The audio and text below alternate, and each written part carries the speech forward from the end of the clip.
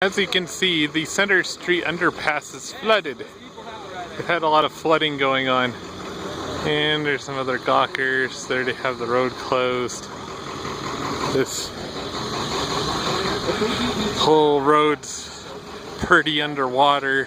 Well, not totally, but it's pretty wet. Like Pocatello Avenue is just wet. As you'll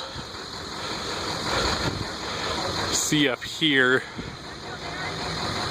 just water all over the place. And over, and then that's over by where the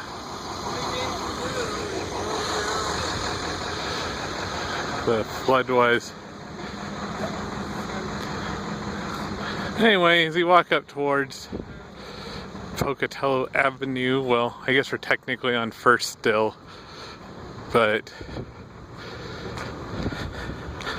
see, there's quite a bit of water. This is where all the water that's filling the pass is coming from. It's worthy of note that it's still coming.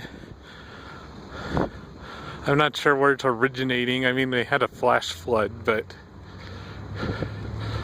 that's still not quite